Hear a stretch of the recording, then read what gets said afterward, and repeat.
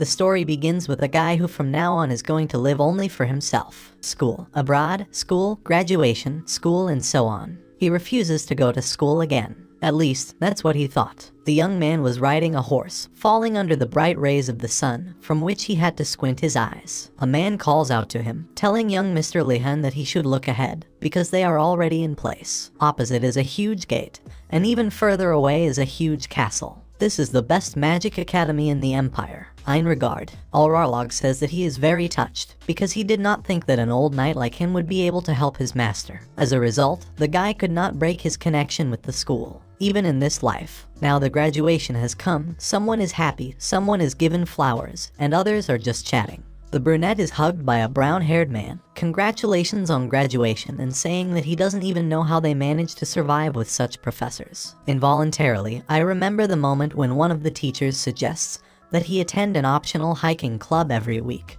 to which the guy replies that he clearly does not deserve to be a part of it. After another memory, they slip documents into his hands, wondering if he will have time to finish before the evening. Unable to refuse, the student agrees. Another flashback immediately pops up in my head.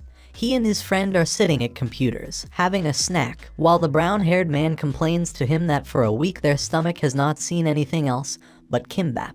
Already in the present, an acquaintance says that this is true for all graduate students, but the brunette is really amazing. Although the latter begins to assert that there is nothing wrong with this, he just did everything possible on his part. A classmate shrugs off, blurting out that a friend fits perfectly into this life and he should study further. This is going too far. Heading home and crossing the pedestrian crossing, the guy convinces himself that he did everything in his power. He's not going to study anymore. Now you need to live for yourself and not be in a place like graduate school. Meanwhile, the driver of the truck, who was just heading to this pedestrian crossing, abruptly realizes that the brakes do not work. And here, as luck would have it, a graduate. The man shouts to get out of the way, but the brunette, apparently slightly lost in space, gets in the way like an idol, without even having time to realize how the bumper of the car demolishes the body completely. His studies and diploma, as a result, turned out to be a useless piece of paper, but the intention remained unshakable even after rebirth. His eyes snap open and he manages to look at his own children's pens. He remembers everything. Lihan Vardanez is the third son of the strongest magic house in the empire. Is this all real? The guy was reborn in another world as an aristocrat, and also the youngest son of a rich and influential family. Tears of joy come to the boy's eyes, because the hero thinks that he was awarded for attending graduate school in a previous life. Here's his chance to rest. But he was deeply mistaken. The first rule of the House of Vardanez is that the first son inherits everything. And what will happen to the middle and younger? Well, the rest of the sons themselves must determine their own path in life. Their swords collide in training. Alrarlog himself does not seem to believe that the young gentleman asked him to learn fencing, to which the latter replies that it will come in handy, and there were no better classes. Fortunately, the family supports all initiatives in education. The man offers him to take advantage of the experience gained and embark on the path of the sword, but the boy shrugs it off. He will become a magician, since this path seems stable. A second later, the gray-haired man immediately grabs him by the shoulders, saying that he is insanely touched by his master's mind. With tears in his eyes, he explains this by saying that many noble children are too ambitious, but Lihan is a reasonable approach to planning the future. After completing graduate school, you begin to soberly assess reality. Everyone, from the Knight's Order to the Adventurers Guild and even to the Imperial family, is always happy to have able magicians. And this is an institution where talented magicians are trained. The greatest academy of magic in the Empire. Erongard. The guy tells the knight that he will try to hold out here for a couple of years, but the man assures that he will succeed, especially since even the patriarch praised his talent. The younger son, of course, does not believe, since his brother did not allow him to practice magic, because it is dangerous for children, but he still thanks for empty words. Alrarlog walks away a little further along with the horses, saying that visitors and animals can't go any further, but then Vardanez notices a carriage moving forward, pushing everyone through, because the Duke's daughter is riding there, and the others have a prince of the empire at all, so no one plans to give way. Somehow too many people crowded together with the guards. Erongard is a place that you have to enter alone, but everything is wrong. At least, that's what the young man who sits next to the main character says. He's already shaking, which makes the guy ask if everything is okay. It turns out that everything is much simpler. A stranger simply cannot sleep without his servants. They are like air for him, and it will not work without them. Well, the nobles. The young man is clearly not happy with the fact that even slaves are accepted into the academy, so he will take advantage of his family's position to complain. I wonder what they'll say to him. But as soon as the latter approaches some employee, the latter is illuminated with a bright light. And then an apology is heard from the nobleman, a mind manipulation spell. And after all, the employee without any hesitation used it on a person with such a pedigree. So the rumors weren't lying. There are a lot of monsters here, and if you die, you will be buried in the mountains behind. Abruptly, the doors swing open and someone's voice is heard greeting future students, calling them Ironheads. Lehan notices a huge magical pressure and covers his face a little with his palms. Here he is, the rumored director. From such tension, everyone froze completely. The voice continues to tell that he asked everyone to come in one by one. But if they do not want to follow the rules, the carriages with horses immediately overturn, then he will force them to obey. Naturally, the loss of clothes or servants immediately causes panic among visitors, but the director is not going to stop, calling the students a flock of sheep and urging them to finally go inside. Vardanaz raises his head up and notices the skeleton's head, which is all glowing turquoise, continuing to yell at them to move. And so began his first day at Erongard, the greatest academy of magic in the empire. And the premonition from this for some reason is not good at all. While the students are walking, many of them immediately begin to complain about such treatment from the outside. But our silent hero is called by name, and turning his head, the guy notices the girl, Ina Makin, who says that her house is also the house of magicians, like Lehan's. He is glad to meet her, but asks what she wants from him. The redhead replies that the Imperial Highness wishes to see him, and points in the direction of the blonde, who waves his hand affably to them. Erongard has become a place for meetings and communication, and new acquaintances are already resolutely trying to establish connections on the very first day. But call him Imperial Highness. Isn't this too much? After all, the Emperor has more than 100 children. Even in the local family, everyone is only interested in the firstborn. The Emperor does not support his children in any way, so they are even worse off. And in crowded places, where there are a lot of children of great houses, like here, the Imperial family, it is even lower than the house of Ina Makina. Then why is she acting like this? The girl just distracts him from his thoughts, offering to go with her. From behind, some nerds start laughing at the fact that she is helping some unknown prince. At least it's better than making enemies, so the brunette agrees. The redhead rejoices at his answer, not forgetting to mention that he was the first to agree. Gainando, the 97th prince of the empire. Rumor has it that he may be 101. But the guy insists on the first digit. Obviously, he doesn't want to leave the top 100. And him. But then the blonde distracts the brunette, who at first did not listen to him, and then begins to say that one of the students rejected his offer. The prince is clearly very immature. Vardanaz expresses his assumption that the stranger simply does not know that Gainando is of Porphyrius blood. Seeing the questioning look, Lehan realizes that the interlocutor is not only immature, but also an idiot. This word means a significant person from a higher or prestigious class. Pleased with such a compliment, the prince still frowns and points towards the crowded people, saying that they refused his offer and are now talking to Adenarda, a beautiful blue-haired girl, the 44th princess of the empire. Unlike some people, she has elegance, and it is not surprising that people are attracted to her. The blonde offers him to deal with the girl, because the brunette is also handsome and well-built, but is refused since noble people do not poison others. How about a lesson instead of bullying? The answer is simple. The upper strata of society do not do this either. What should he do then? Lehan says that you should either forgive them or go and challenge them to a duel. Clearly frightened of the latter, the prince giggles nervously and says that they should not go that far, especially since he is so noble.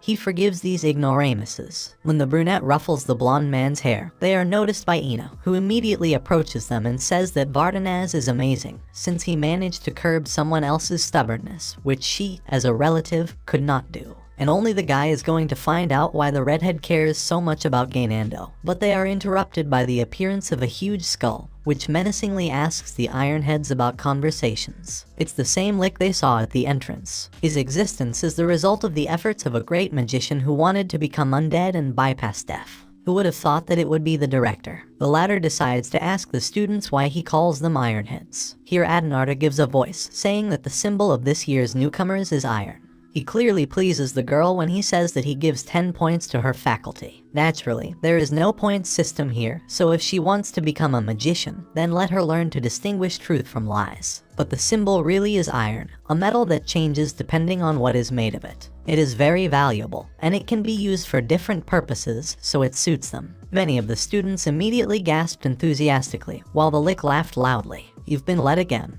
The reason that metal is their symbol is that he has nothing in his head. Although the director mocks them, no one is able to answer him, because it is extremely difficult to even move in this dense magical energy. But the hero is used to this, so he manages to bend his arm at the elbow. Or maybe it's just the skull that reduced the pressure. Realizing his small mistake, the director really decides to ease the pressure on the students after a long journey, but makes a mental note to himself that Lian can still move. He asks everyone to look at the left door, which immediately opens, and behind it there are huge tables filled with food to the brim. Many immediately rush inside, looking at a wide variety of dishes. Nando thanks for the food and just begins to cut the fish, as the food immediately dissolves. The director laughs again, calling them fools. Vardanaz himself has heard that when you become a lick, you lose some things. Apparently, their acquaintance lost too much. This academy is the cradle of magicians, and the strongest impulse in development is hunger. Things and loaves of bread and rice immediately fall on the students. This is their form and food. When the prince is about to be indignant, a skull immediately flies up to him, explaining that if the food seems disgusting to them, then it's worth studying magic and making it yourself. Do the shapes and sticks look like garbage? You need to use magic to create new ones. These are the rules of the academy. One of the nobles notices that he can take it all from the outside, but the lick immediately suppresses all subsequent thoughts on this topic. Beginners are not allowed to go outside and contact upperclassmen, and now they can be free. The skull dissolves in turquoise smoke. Does there really have to be a mad professor everywhere? Lian himself is well acquainted with this type of people, because in a previous life the professor of the neighboring laboratory had the same sparkle in his eyes. The brunette is immediately hailed by the blonde, indignant that he will not tolerate such an attitude in any way.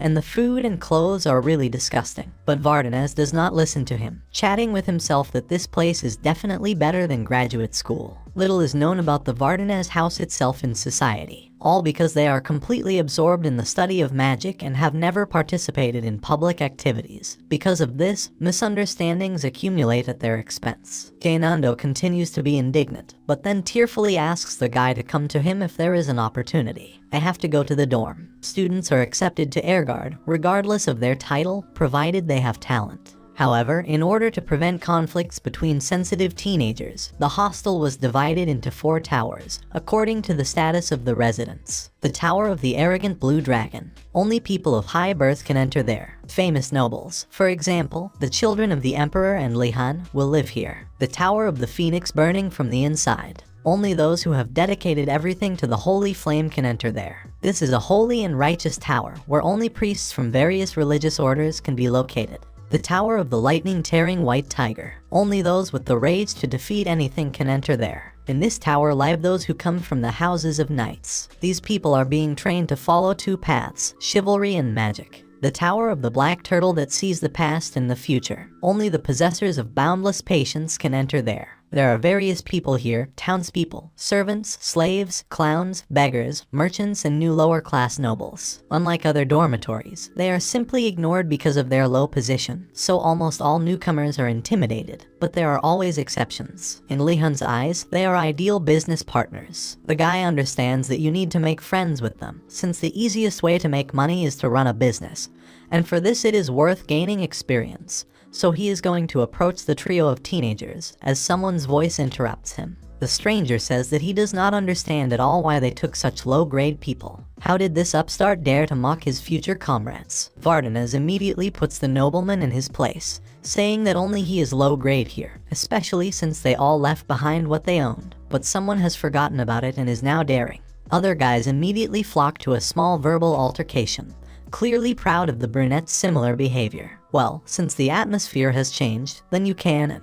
But the hero does not even have time to turn around to potential partners, as several guys immediately shout that it is better not to approach the Vardanaz house at all and not look at it, because their patriarch is a dragon. What? According to rumors, their family originates from ancient spirits. Surprised by such a reaction, the guy decides to ask the woman who came up, does he look scary? The girl says no, and then adds that he showed the nobility characteristic of a nobleman. He didn't know yet how famous his family was. The prince runs up to them, who immediately accuses them of abandoning him. The brunette himself decides to continue the conversation about why the girl allows the blonde to behave like a child. She says it's all about his mother. We are shown a flashback where another little machina runs into the imperial banquet with a drink, and then accidentally stumbles and spills everything on the empress's dress. It looks like her house is over, but no, the woman quite calmly takes her in her arms and says that everything is fine and everyone is wrong, and then asks if she is hurt. And then the girl already tells that she is very rich and pays her a lot of money for being friendly with her son.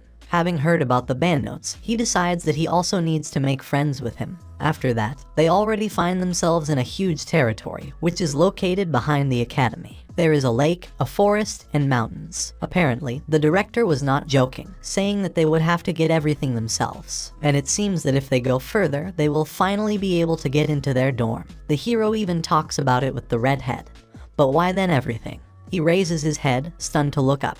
What the hell? The building of the hostel, to be honest, looks absolutely miserable, and somehow not enough for so many people. The prince, of course, is not happy, because even his own servants live better, and here the nobles themselves were served this. The heroes are just starting to climb the stairs, but as soon as the brunette takes the next step, the whole world around abruptly disappears. There's not a soul around, absolutely nothing. What happened? He is abruptly greeted by a voice that comes out of nowhere and asks where he needs to go. As expected, the Magic Academy's dormitory is a magic tower. Lehan decides to ask where he can go at all. The voice, amazed by his quick adaptation, immediately replies that the only places available now are the brunette's private room and the Iron Rec room, exclusive for first-year students. It turns out that in the future it is possible to get to other places. The voice says yes, but it will be possible to get into one by knowing only the name, and to visit others you will have to know something beyond.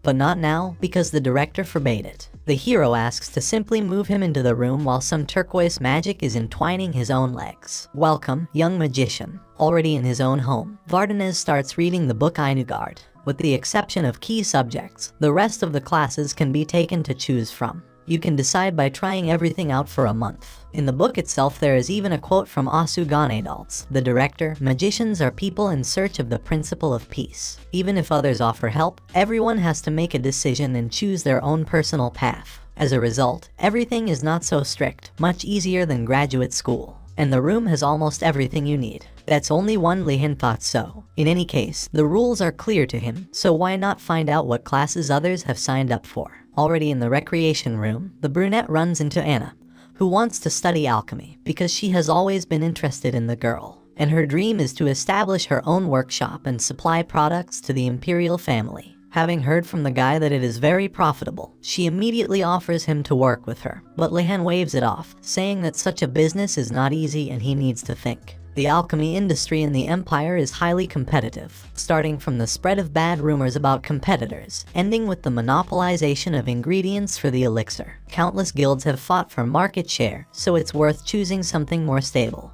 And what interests the hero himself? Something less competitive and easy to learn. His main goal is to become an imperial officer. Simply put, civil servants. The field is unimportant, grades and qualifications matter. But I think the enthusiastic Menkina would be upset if she hears something like that. Therefore, he replies that he will try to test everything within a month and make important decisions later. Then a blonde man runs into the room, shouting that he has a problem. It seems to him that there was a thief in the room, since there is nothing in it. They look at him dumbfounded, but in the end they agree. The next day, the guy reads about the knowledge of basic magic. This is the main subject in the first year, and also for each dormitory there is a time for lectures. However, what happened to everyone? Everyone around him looks like zombies with these bags under his eyes. The woman who appeared answers that they are just hungry and did not get enough sleep. Is it really that difficult for them, compared to his previous life? We see a flashback where Lehan, apparently, does not keep up with the time, and then tells a friend that there is no time for lunch. But he does not listen, shoving a bar into his hand, telling him to eat as soon as he gets the opportunity. And don't let him look at him like that, he eats the same thing. But he promises him a feast after all the work and it's not even ramen. Just instant noodles and a triangular Kimball. This world is definitely better. They approach one of the doors as a group. It seems that this is from the audience, but as soon as a girl and a guy open it, they immediately scream in horror, and then they completely fall to the 5th point. What the hell? There should be their audience here, but inside, there is a troll. Trolls are very fierce and dangerous monsters, infamous even to aristocrats who care a lot about their safety. And yet, in their office there is a troll girl in completely ordinary clothes. She greets them and asks them to come inside as soon as possible. When everyone is seated, she introduces herself. Her name is Garcia Kim and she is a half-breed. Their fear is understandable to her, and Garcia hurries to reassure everyone that there are no people, at least until he gets really hungry. Of course, it was a joke, but the troll already had time to regret saying it. Well, it's worth starting the lecture, right? Most of them have never used magic because it is extremely dangerous, so only adults are allowed to use it. But since they are magic seeds that have received the title of Iron, Kim will explain to them the essence of magic and help determine what type they have a predisposition to. The path of a magician is difficult and dangerous, so the girl wants to become their compass. It turns out that not all local professors are like the director. Garcia decides to ask what magic is, to which he receives an answer from Adernata that this is what wizards use to change the world with their will. A good answer, but she decides to add that it also uses magical energy, mana, the fundamental power to change the world. Those who have entered the academy are talented enough to feel it and recognize it. But to use mana, you need something over. They must summon magical energy with their will and carefully weave it together to cast the spell. Also, many people think that this requires singing or speaking it, but their own willpower is much more important. Garcia said a lot, so why don't they try it themselves? She asks everyone to get up, get out their wands, and collect magical energy. And while they are holding her, we need to imagine the light. Yana describes such a complex action as pulling the reins of a wild rushing horse. If you lose concentration, it will immediately dissipate. The troll also asks them to cast the spell light during this, and just a second later, her own wand is illuminated by a bright luminary. A spell can be anything that comes to mind, but it's easier to keep attention on a short word. Lehan understands the essence and tries it himself. For many, the wand is illuminated with light, but this is still not enough, and for Againando, the magical energy begins to act on its own. But at this moment, a troll uses a spell on him, saving him from subsequent injuries. She explains this by saying that magic can rebel if you lose control over it, but that's why the girl is here to protect them. Kim encourages them to try again. Second attempt. A third gave up. 2/3 are still trying. Privately, Garcia notices that this spell is quite simple, but it usually takes more than a month to master it. And the students have to cope on their own, so she won't tell them. Third attempt. Half have given up, half still keeps trying. Fourth attempt. Most have already given up. There are only 3 students left. Fifth attempt. There is 1 student left. Sixth attempt. Everyone is also 1 student. On the 7th attempt, Bardenez raises his hand and asks if he should continue at all. She is very surprised by this, because usually first-year students give up after the 5th attempt. Magical energy. In the East, some tribes call it Kai. Scientists who like to show off call it ether, and some stubborn priests call it divine energy. This phenomenon, bearing many names, is the source of the power of magicians. Since every time you cast a spell, you need to use it. It goes without saying that young novice magicians face a lack of energy. However, Lian himself does not look tired, despite the fact that he is trying for the 7th time. She asks him to introduce himself, and the fact that the brunette gave her a name, not a surname, won the favor of the professor, who saw a student who was not trying to stand out. The troll asks him to come forward before offering to give her a hand. As soon as they touch, the girl seems to be enveloped by a wave, which soon begins to turn into a whole sea, filling her lungs with water. But this did not happen in reality. A student immediately calls out to her, asking if everything is okay. She says it's just nothing. Meanwhile, the hero's friends are discussing whether it's worth saving him there, while Kim himself slightly takes the brunette aside and asks him to come to her office later, and then turns to the whole group, saying that they should not worry because the energy has run out. In the course of practice, its number will increase, and each time it will be possible to spend less. Also, sometimes a student full of enthusiasm can lose control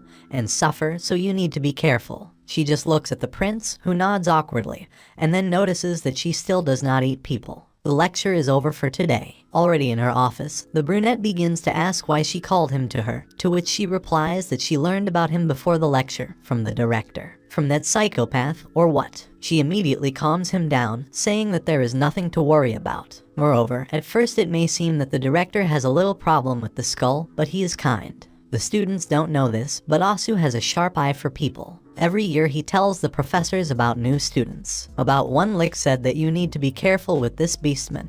He can repeatedly burn down the hostel. About another that she is a half-demon and you need to use holy magic more carefully with her. But about Lizin, he said that he had the qualities of a huge fool. This can be understood literally, but in the East there is an expression, what seems to be ignorance can be associated with wisdom. In fact, the director wanted to say that he saw in him the qualities through which he could succeed. And the troll wondered what kind of student this was, because she had huge expectations about Vardanas. But you can't tell him about it. When he calls out to her, she says that she called him because he has too much magical energy, which makes the guy exhale softly, not really understanding why then to call for a personal meeting. But Garcia explains he doesn't just have a lot more, but so much that she can't even imagine where its limit ends, which surprises the hero very much. The amount of magical energy is the deciding factor for a magician. If it is not enough, you have to use intricate ways to pull out more. The presence of a large amount of energy, in turn, frees from such restrictions. In other words, it speaks of a great talent. If the professor is telling the truth, then the guy has a rainbow road to the future. She notices that she feels sorry. Lihan immediately worries, starting to clarify whether it's bad. But no, it's something else. There's just too much of it, so she'll try to explain on a glass of water. As long as the water is enclosed in a vessel, it is easier to control.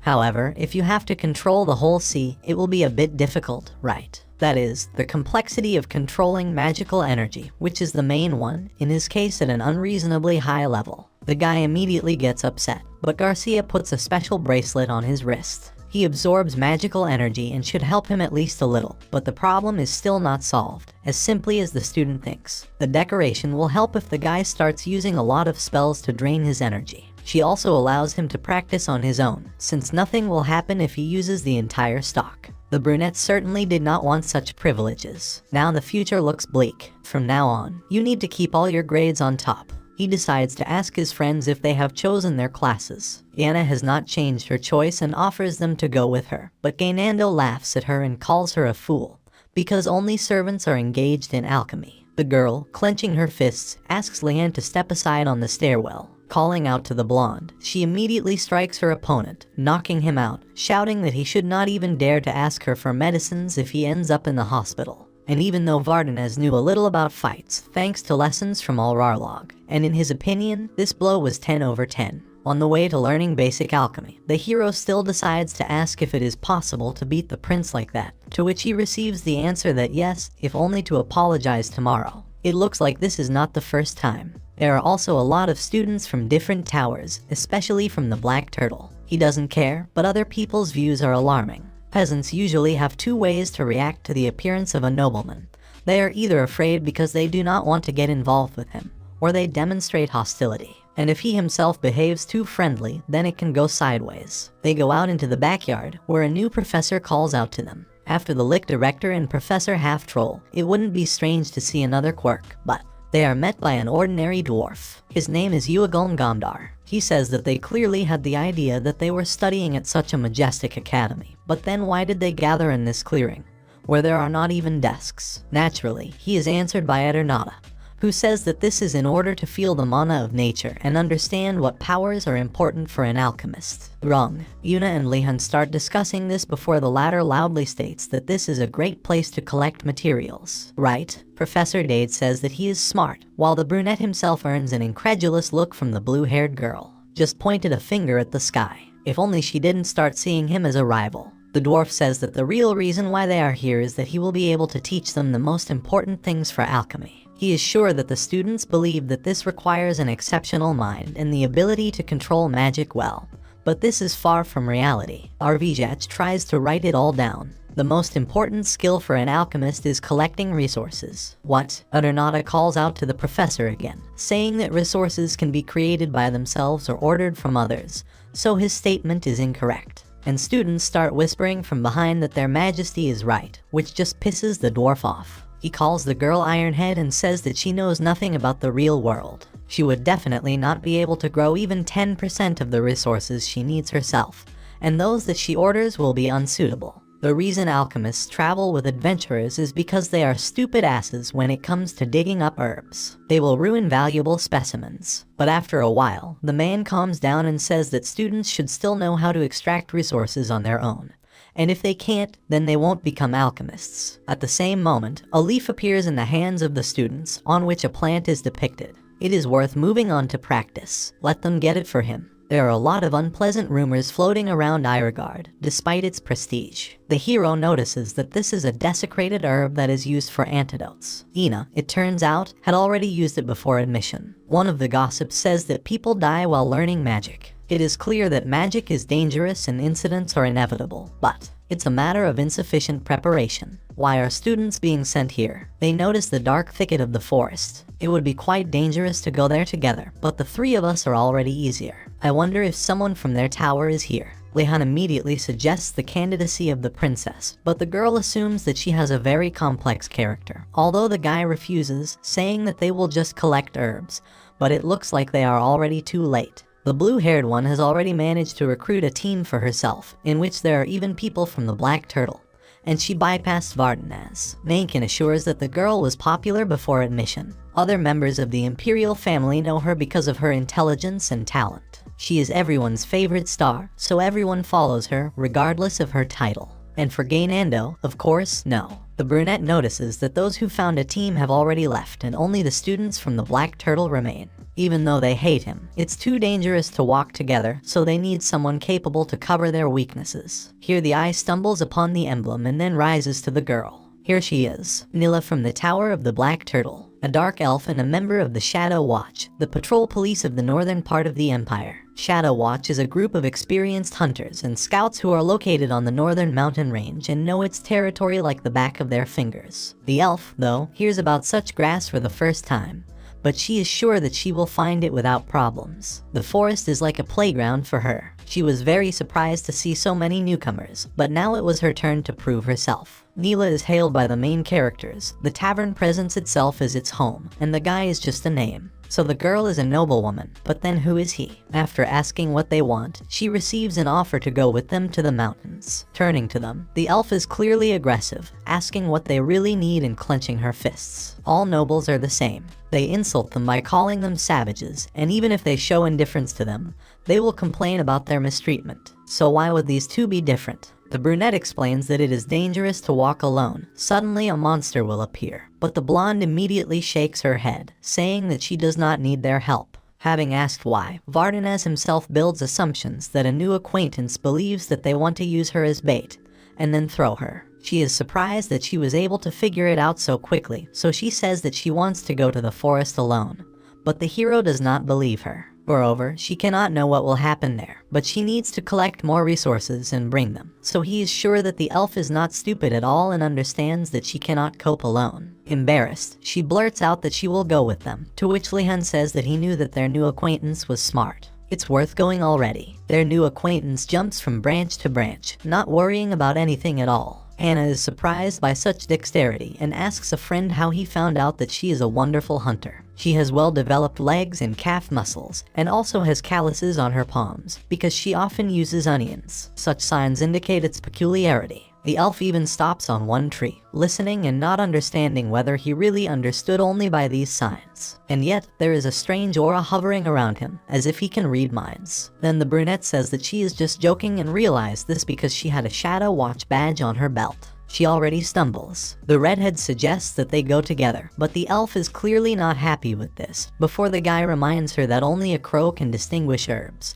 So if something happens to her, they will have to solve this problem together. Then why do they need him? Nilla is a guide, Mankin is looking for herbs, and he is of no use. Realizing that it will not work to say that he uses a freebie, he says that he protects the girls. And let the huntress agree with him. She is more interested in why he lives in the Blue Tower if he looks like a knight. Lihan explains that he is not from the House of Knights at all, but from the House of Vardanaz, assuming that this is his chance to get closer. But the surprised and even horrifying reaction from the elf says the opposite. The blonde clearly drooped, not knowing that it is even possible to answer this, while the guy himself does not understand and decides to ask his girlfriend. She says that there are false rumors about all the houses of aristocrats, but his is a special case. What are they talking about? The patriarch of the House of Vardanas is a dragon. During the incident with the crazed undead, he burned them to ashes with his fiery breath. His house is connected by blood with ancient spirits, which is why the family has incredible abilities, instead of losing emotions. The Vardanases know no pity. The magicians of this house, who appeared to quell the riots, wiped the city off the face of the earth. Lehan is clearly amazed by this. Is it really their image of those who, if anything, will turn into monsters and sweep away everything in their path? Somehow unfair, because magicians should come to the rescue if something happens, so why only his house? Mencken tells him not to dwell on it. Even the elf herself notices that the gossip about emotions turned out to be false. So let the guy stop whining, otherwise they'll leave him. The elf jumps over with the help of a vine, and noticing something in the distance, suddenly stops and turns out to be next to the heroes, telling them to stop. She pushes aside the branches of some shrub and asks to look ahead. There are quite large footprints in front of them, but since they are not deep, it means that the animal specifically controls its strength in order to hide them. It looks like. But as soon as Nilia looks up at Anna, she immediately realizes that she is not interested at all, even though she tries to feign interest. The girl was distracted again and completely forgot that such things do not interest aristocrats. But on the other hand, Vardanes shows curiosity, who asks the huntress if she can find out something else from the tracks. Stunned by this, the blonde does not understand why he is interested, because he is from a great house and this is strange. But in any case, when you come across such traces, you should be careful. Not only does he have big claws, but it will be difficult to predict what kind of creature lives here. There is quite a diverse fauna around the school. The territory of Irigard is rich in magical energy, which affects the earth, so various types of monsters converge here. Of course, there are also monsters created during experiments and those who appeared from discarded elixirs. There are clearly security issues here. The elf suggests that they change their plan and follow the tracks, thus reducing the chance that they will be ambushed. Lehan even asks if she will be able to teach him to read footprints. She assures that it is not easy and he will most likely immediately give up. But the guy stands his ground, saying that if she teaches him, he will make every effort. With a mischievous smile, the girl replies that he should try. After some time of walking, Anna and the guys finally find the desecrated grass, but only 2 pieces. But it seems to her that they will quickly find another one, and since there is no one nearby, it is worth moving on. And as soon as she turns to her friends because they were silent, she freezes in horror. In front of them stood a huge boar, and not a simple one, judging by the fact that the brunette felt magical energy in him. The huntress says to be careful and warns that it is a monster. The animal stands in a stance, sticking out its huge tusks. The situation is dangerous, and since there is no other weapon, the guy decides to use a wand.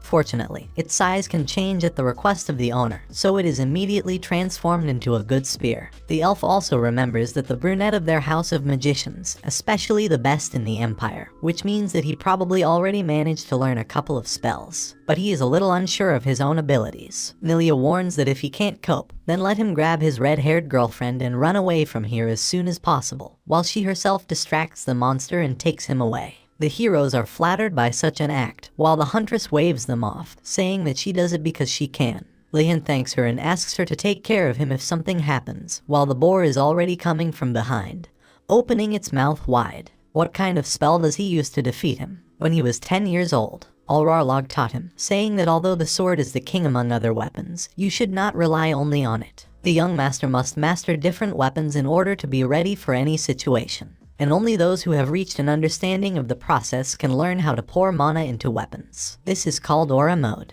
But after learning the truth, the boy will be disappointed, since only a small number of gifted people can achieve this regime. Is it necessary to try so hard for the sake of aura? He just wants to become a magician and work in the office. Lehan tells his knight that he is sure that there is a point in training, because this is how he learns to protect himself.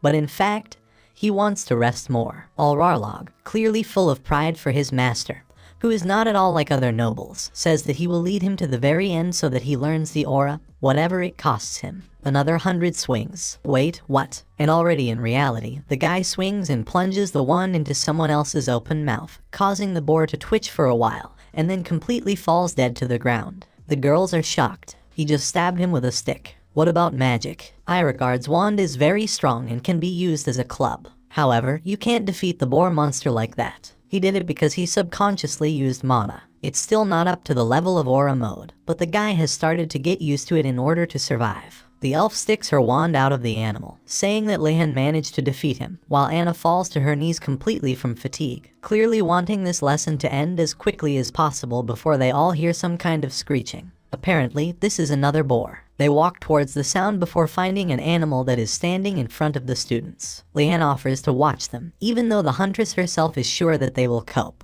Among those who were standing, Aslan Dalkid volunteered to help. The Dalkid house is famous for its excellent and precise execution of work. If the House of Varden has played the role of advisor to the Emperor for many generations, then the House of Dalkidov, Chancellor and Treasurer. They are loyal people, and judging by someone else's stance, the guy studied fencing. Aslan warns that he can predict all the movements of the pig, so he can't beat him. Jerking sharply to the side, the green-haired man swings and hits the boar on the side, but he does not even twitch. It seems that his calculations were wrong, because a second later the monster hits him with its hind hoof and sends him on a long flight. The princess is the next to come out to protect the unfortunate, while the girls ask Vardanaz what they should do. Adenarda stands in front of a formidable animal, thinking that everything should work perfectly if she does everything as usual, especially if she calculates his movements and attacks then. But then the monster screams, writhes, and falls dead, leaving everyone in shock, because she didn't do anything. A brunette comes out from behind him, who says that he was lucky that the animal did not notice him, and Nilia is clearly pleased that her advice on what to approach from the downwind side came in handy. Her Highness notices the guy, but she calmly thanks him for his help, while the elf does not really understand why such a formality appeared between classmates. Evidently, they got carried away. The blue-haired woman says she will repay him, but Lehan is asking for a favor now. What could the guy need? And everything is quite simple. He wants the girl to recommend him a subject where it's easy to get good grades, because she has quite a lot of connections. At first, Adenarda does not understand what he wants to say by this. Is he interested in the class only for the sake of grades? Or maybe he's just testing her. And the princess is just about to answer when they are interrupted by a loud voice that threatens that she knows exactly which item will suit him. Who is it? The premonition is very disturbing. The familiar trembling in the body and the heated atmosphere. A voice calls out to Vardanaz, saying that this is an alchemy class. Such a feeling was only in the past of his life, when he met his professor. The dwarf, by the way, appears in front of him at this moment. But the guy quickly calms himself down, because now he is not the mature student that he was before. Lehan immediately replies with a smile that the lesson seemed good to him, if there is enough enthusiasm. Gondar says that he will make sure that these very qualities appear in the hero, despite the fact that he is trying to get away, saying that he has not tried other activities yet. On the sidelines, some students whisper that he has already become the teacher's favorite. No need to envy him for such an occasion. But the dwarf walks away, saying that the lesson is over and how sorry he is that the other groups did not face it. The beaten Aslan, who is being dragged by students, asks if the man sent them on purpose. Uagulm replies that of course, because the purpose of the lesson was to allow them to face different situations while they are looking for herbs. It doesn't matter if they caught a boar, avoided it, ran away, or hid. An alchemist should be able to cope with such unexpected circumstances. The beaten students clearly do not share his judgments. Mankin asks the gnome in frustration, is the grass really not needed? The three of them and her team went through a lot to find her. Domdar is surprised before happily runs up to the students and hugs them, saying that they pulled out a golden ticket. They seem to have a talent for alchemy, and he whispers to Lehan himself that he should definitely attend his classes. The guy sighs softly. It looks like he's a con. Lehan says that he will try, and in general, he has always dreamed of doing alchemy, completely resigned to reality. The dwarf notes for himself that there is something adult in the hero, because usually teenagers at his age behave more rebelliously. The man says that since he managed to defeat the boar and bring more grass, he will give him a special privilege. His hut is located near the forest, so the guy can come there whenever he wants this semester. The latter is confused, already starting to think that Uagulm is already going to load him with some work. But the dwarf himself is in a hurry to explain himself. What do they think first-year students want most of all? Food, of course. Exactly. The students look sullen and riots will begin within a week. Vardanaz himself remembers what kind of food they had to eat, and he, moreover, lives with the nobles. The hut is full of fresh ingredients for cooking, as well as spices and vegetables that Gondar himself chose. It turns out that this is almost a free pass to the buffet. The guy immediately calls the professor the best while he shakes his hand, and the latter replies that he is a sycophant, but he likes it more and more. The students then call the gnome crazy and say that they will not come to his classes anymore because he almost killed them. And although Lihan himself would like to complain about the strangeness of the school, but nothing will surprise him. Moreover, the most important thing for him now is to get food. Already near the hut, he and the girls are dragging a boar. Alrarlog taught him how to prepare meat for consumption, but it will be difficult for one. Irina distracts the brunette, offering him her help, while he notices that the redhead does not look well. She says she can handle it, but won't he share a little with her? Immediately, the elf gives her voice, saying that they are nobles and probably do not know what to do. She is hailed by a guy who later also offers to taste meat with them. Nilla agrees and is going to show them what a real hunter is capable of. She is definitely a professional in this, and Ina comes from a house where they know how to handle various materials. He was doubly lucky with them. Soon the professor comes up with a bag where the tools are stored, so it's worth getting started. At some point, the blonde is distracted, realizing that the guy is much better than she thought from the very beginning. Did they really teach such things in his house? The brunette, meanwhile, gives orders after skinning. Cut the meat into pieces and hang it on branches. Do not throw out the intestines, because you can make sausages out of them. He doesn't know how long this damn life will last, so he needs to take care of long-term supplies. The man also notices that the hero processes the meat with fire, which undoubtedly impresses him. No matter how good the weather is, meat can still easily deteriorate, so smoke treatment is an excellent solution. It's amazing how Lihan was able to go so far in 3 days of study. Works with meat like a pro. Jurgel never ceases to be surprised by them. But then a rumbling sounds from his own stomach, and Vardanez politely asks about the desire to eat. The dwarf says he is a little hungry before the student asks him for bread and butter. They cook everything in a frying pan, and the professor brings everything with him. You can start eating. Moreover, they got a special bonus from Gondar, jam. All the characters eat quite a lot, praising the taste of food. Well-cooked meat, sweet jam, rich, oiled bread. A peaceful, quiet river, new friends. The third day passed in one breath. They ate, drank, and laughed their heads off. After that, everything was put in a bag, in which, as Mainkin reported, there was a lot of unprocessed meat left. Nothing else will fit in them, so what should I do with it? The elf sitting behind offers to share them with friends in the tower. The guy and the redhead exchange glances before turning around and saying that selling meat is a great idea. Most of the students from the blue tower have a lot of money, so it won't be a big problem. Nobles don't need handouts. Are all aristocrats like that? Likhan's motto is plow like a horse to live in prosperity. The motto of the company is save every coin for the workshop. So they are different from others, but Nilia could not know about it. Do they really want to sell everything? The rich even offer her to join them, but she refuses, saying that she will give her friends just like that. Although the redhead says that friendship is temporary and coins are eternal. What are they? To see. Somewhere away from this little skirmish, the professor grins. They have both talent and passion, but they are like those from whom you should expect trouble. Jurgolm sits down by a tree, continuing to think. He bets that they will make the teachers' heads ache even more.